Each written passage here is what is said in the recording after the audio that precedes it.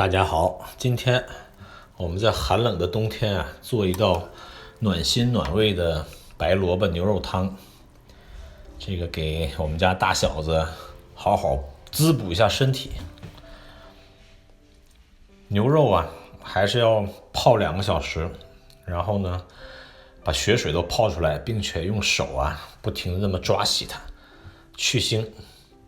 然后呢，我们切几片姜。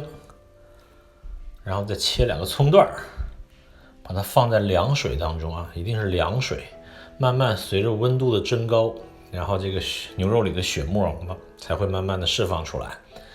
所以我们把这个牛肉放在凉水里面呢，再加点料酒，再滴几滴醋，这样呢就可以让它不但去腥，还能彻底把造成腥味的这种血沫慢慢释放出来。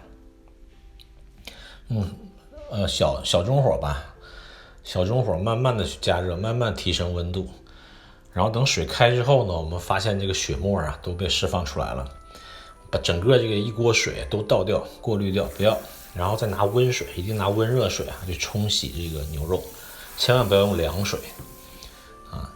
然后冲洗干净之后呢，我们把烧开的一个砂锅的水啊，一定要先烧开，再把牛肉倒进去。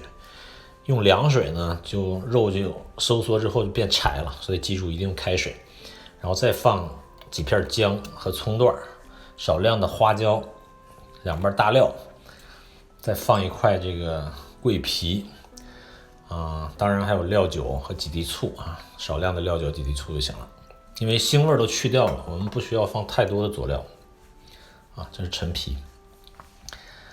现在呢，我们需要扣上盖，大火烧开之后转小火，慢慢的去炖它，大概要1个半小时。现在我们处理萝卜，把萝卜呀切成这个白萝卜啊，切成滚刀块。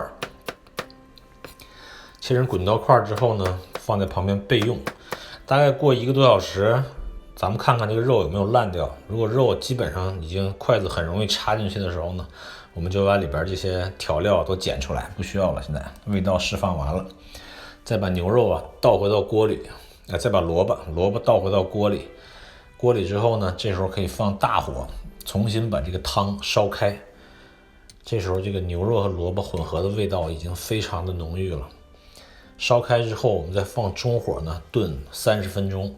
这个过程当中啊，可以加1小勺盐，因为一会儿要蘸料，所以不用太咸，有个底味就可以。我们看到萝卜呀半透明了，轻轻拿筷子一捅就捅进去了，说明就好了。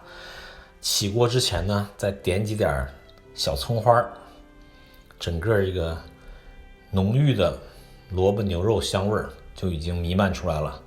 而且这个汤啊是非常非常有营养，冬天的时候来一碗，真是又滋补又暖胃。儿子，哎，吃饭喽！